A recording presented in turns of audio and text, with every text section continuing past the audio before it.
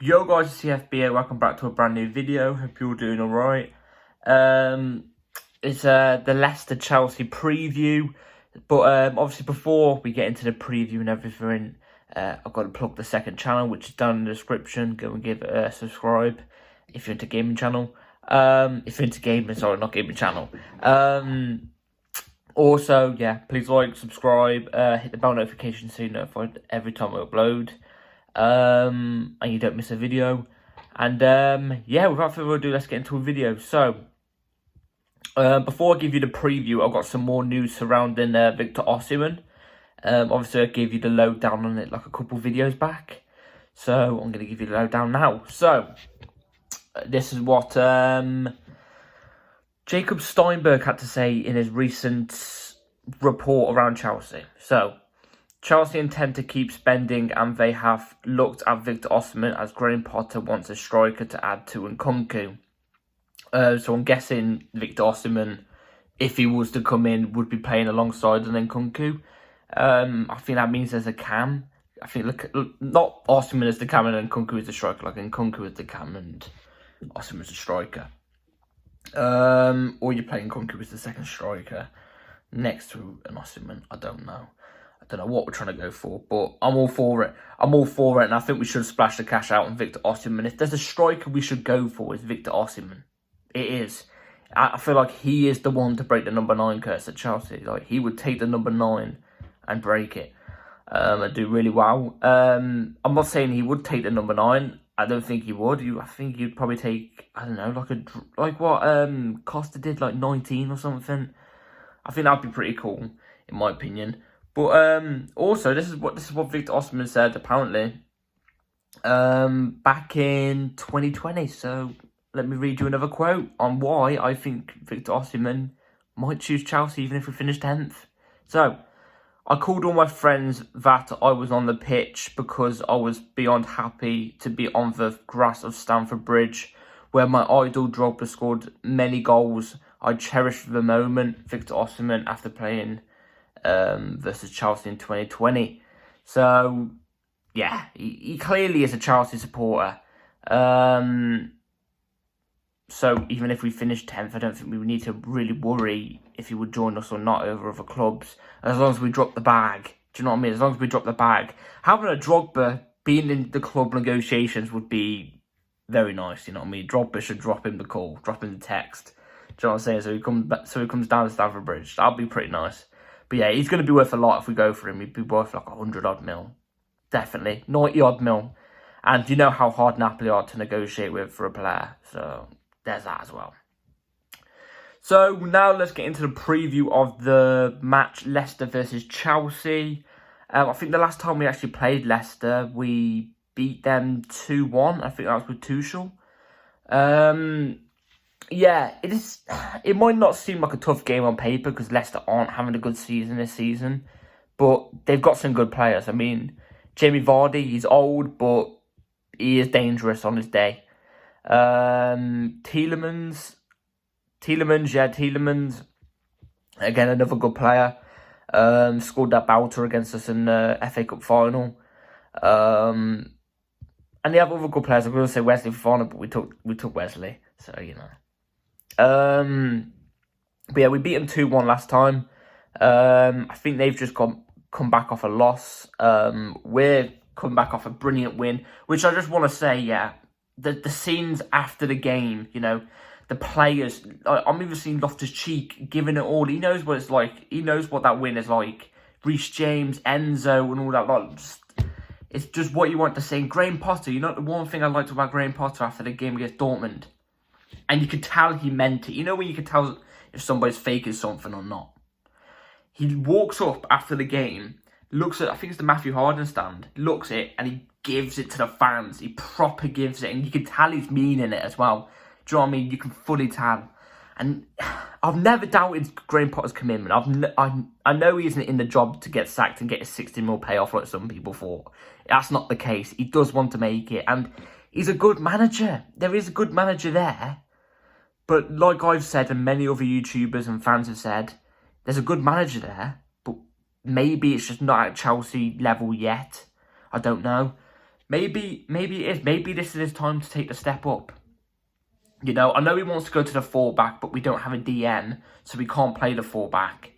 So we should switch to. So we, like I said, we should be switching to the 5. I'll give you what I think we should do formation-wise when we get to the video later, and what players I think we should fit in. But what I think Graham Potter should do from now to the end of the season is try and get this current Chelsea team he's got right now playing a way that will get us results instead of playing his way. Maybe when he gets all of his players and gets rid of the ones that need to go in the summer, that's when he could start playing his football. But at the moment, we haven't got all of what he wants yet. We haven't got a striker, we ain't got a DM.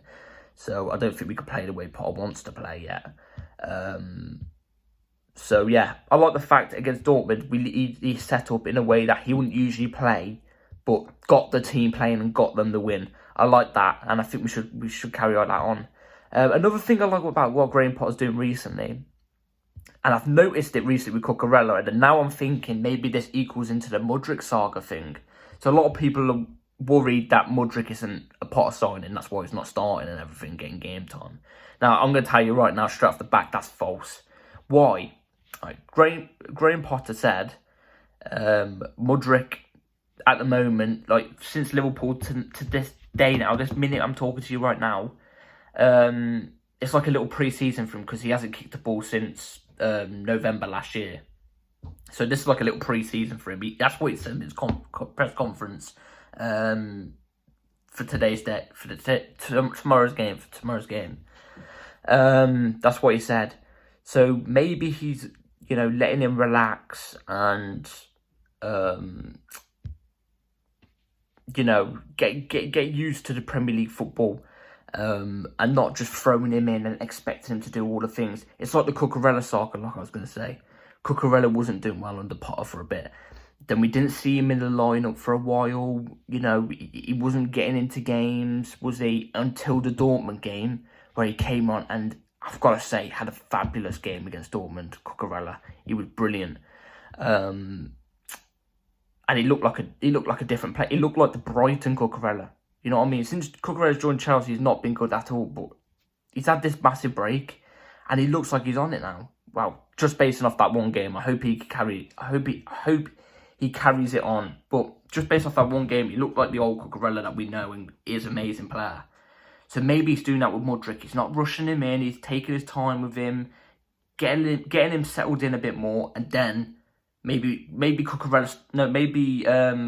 Mudryk plays tomorrow and he sets the world alight.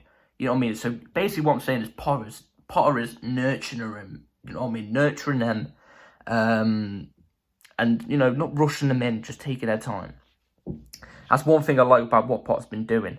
Obviously, we've come back off, like I said, we've come back off the 2-0 comeback against Dortmund, beat the most informed team in the world. A lot of people are saying.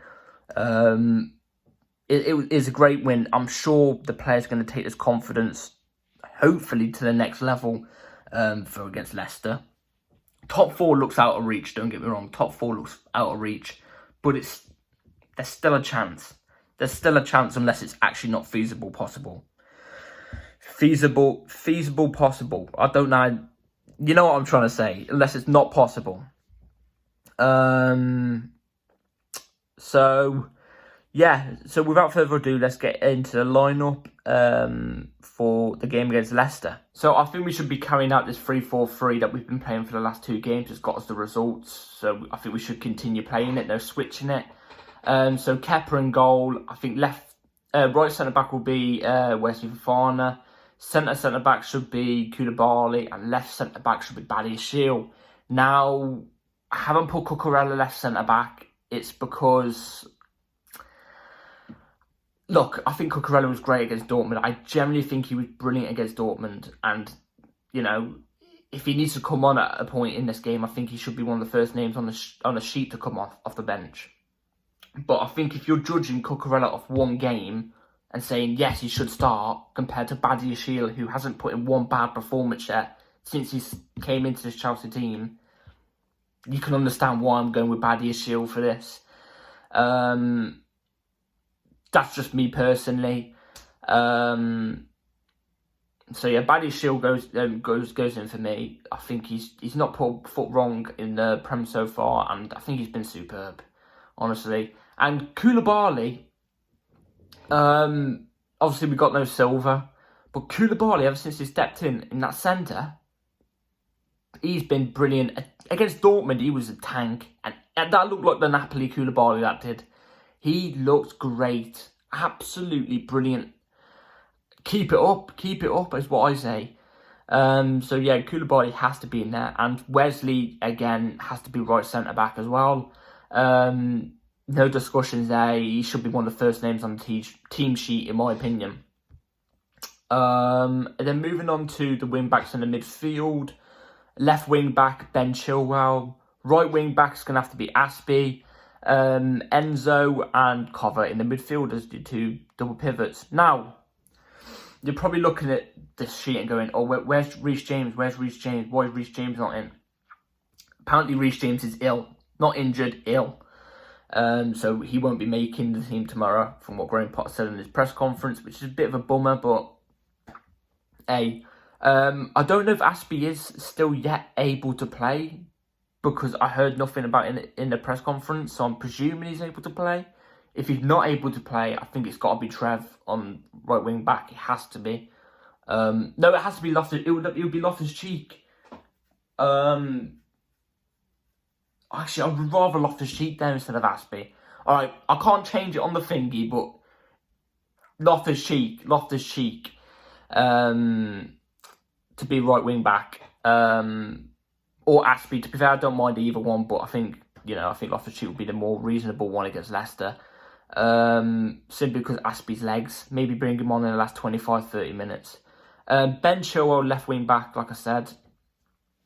The guy's been he's been an animal. An absolute animal. I keep telling people Ben Chilwell is the most underrated player. I think one of the most underrated players in the Premier League. He's always good. He's an attacking threat. Defensively, he's better. He's getting better now. He looks like he's added pace to his game as well since he's come back from an injury. So it's got to be, again, one of the first names on the team sheet. Enzo and Cover have to keep it up, in my opinion. To be fair, I would like to see Enzo maybe get a little break. Because I have a feeling if we keep playing him for every 90 minutes, he's going to pick up an injury for like 2 months and that's it. Do you know what I mean? I don't want to risk him out for one of our Champions League games because we need him for that. So if we can, I would like Zachariah in that centre mid, but I'll put Enzo there anyway because I think it will be Enzo, and I'm hoping he can probably just about get through this. But I would prefer Zachariah to be there for tomorrow. So then, yeah, and Cover. And then moving on to your front three, I've gone off the left, I've gone Felix. Off the right, I've gone Madueke. Up front, I've gone Kai Havertz. Now, actually, looking back on the game, I think I was a bit harsh on Kai Havertz. Kai Havertz was really good. He was actually quite good. It's one of his better games I think I've seen him play for quite a while, especially since Potter's come in. He was a lot better than he has been. I think a 6 or whatever I gave him was really harsh. His hold-up play was really good. His runs in behind were really good. You know, getting in players' faces as well. He's always good at that. He's a bit of a shithouse. I like that. Who can't play as well? There's another player. Sterling. Sterling's picked up a little knock. Always got a tight hamstring, and Aubameyang is also injured, back pain or something. So Havertz has to start from. That's why I put Felix out on the left. Even though I can see people arguing Mudryk, I get it. I would, if Mudryk's able to start, I'm down for him to start, but I don't think he will start.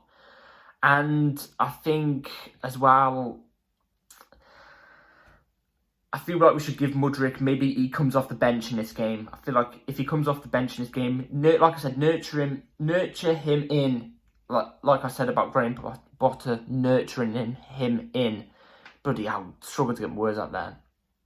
So that's why I put Felix off the left. Also, I don't think Mudryk would have the best game tomorrow because Leicester would probably low block. But you know, like I said, Mudryk comes off the bench and I think he'd do better just for this game. You know, whilst Potter builds him up still. And that obviously gives license for Madueke to play off the right. I think Madueke has to start this game. He didn't start against Tottenham. He didn't start against Leeds. And he's had a break because he couldn't play against Dortmund because obviously he's not eligible because we haven't got him signed in for the team. So I think Madueke has to be off the right against Leicester. I think he would cause problems for Leicester's defence, especially because of how direct he is. And who knows, he might get a goal. I think a goal is coming for Madueke, I really do. So yeah, that's my team. Let me know what you think in the comments down below. So score prediction for tomorrow. Obviously, we're playing away. Leicester at home. Leicester, they've got 2 wins in their last 5, 3 losses. On the 20th of Feb, they lost 2-1 to Blackburn Rovers in the FA Cup. They recently lost 1-0 to Southampton as well. I'm going to go 2-0 Chelsea. I'm going to go 2-0 Chelsea.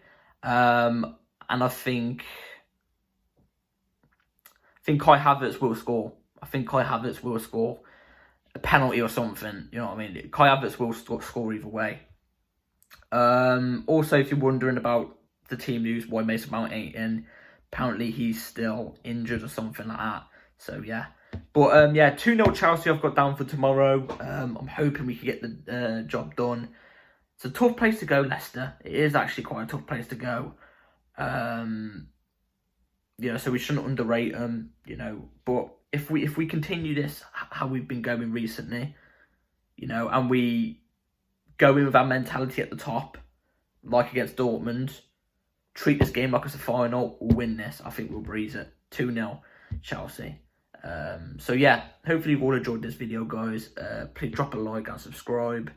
Share the video, it would be very much appreciated. And yeah, let's get the win for tomorrow. Take care. Peace.